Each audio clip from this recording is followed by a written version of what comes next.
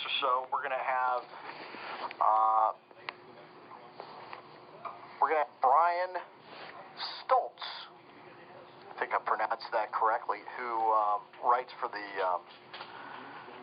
Plainsman, and he broke the story on Harvey Updyke that really kind of started a little firestorm, a little mini firestorm, and it's always funny to see Harvey get all worked up, and boy, did he get worked up. By the way, if you're on Twitter... He actually says he hates Auburn. Oh, yeah. Did you know that? I was kind of working under that assumption. He said this week that... I guess now he would kill 4 trees if he had a chance. Well, basically what he said was, this week he said in his Twitter feed, he equated writing on a piece of paper to what he did, because that's killing a tree too. I'm not lying. Vegan, I'm not making that up. That's... By the way... The 1%. I saw a very interesting math problem. I don't know if this is Common Core math, but I saw a question, how much of the 85% and how much of the 15% kind of back Harvey Updyke? And it was... All of the 15. Yes, and probably... And I would say over 50% of the 85. Yes. So that gives you a majority. Backing? 85, the number Dunkin' I saw Booth, was... What I saw Bourbon was... Street photos notwithstanding. Yeah, 85% of the 15 and 15% of the 85. I mean, I don't know. Yeah, he said in his Twitter feed that if Auburn was going up against ISIS, that he would have to pull for ISIS. I'm not making this up. This is your people, vegan. This is your people. This is what we're trying to save you from. I just want you to know that. No, just about 85% of them.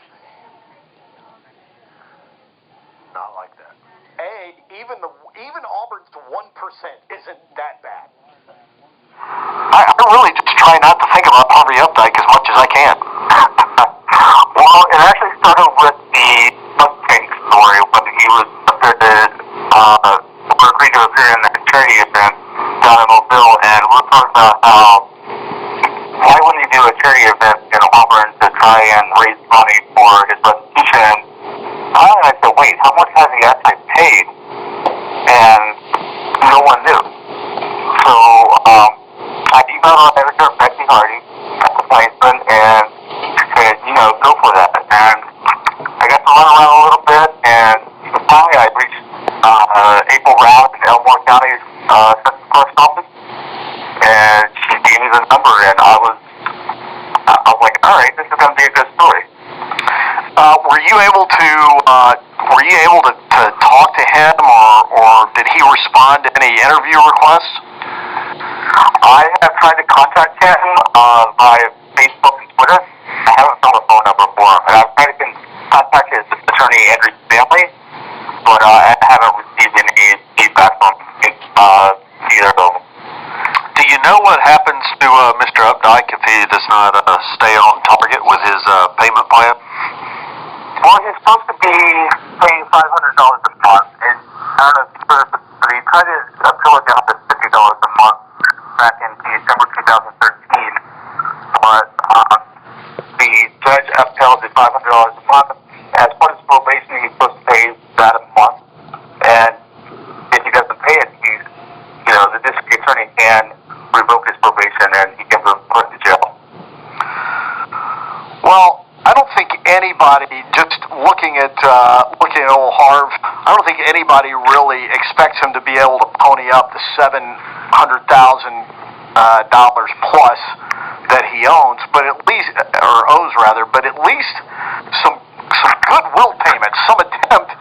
But really, all we've gotten from him is just tirades on Twitter. That's one of the things is, he, in my opinion, he hasn't made the fair effort to pay any. I mean, one payment of $99 in 9 months is not that much, and he has no remorse for the lack of payment either by his tirades on Twitter and things like that. So, you know, Do you have we any? don't know who we're dealt. Do you have any idea where Mr. Updyke might reside?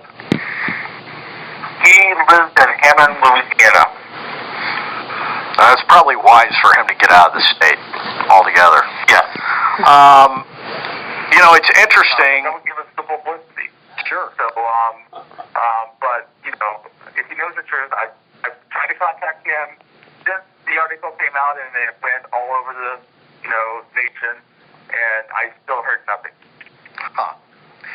All right. So what's the next step? Now he I think made a claim that he had actually made 2 payments of $100, and he's got a list as long as your arm for why he can't pay the $500.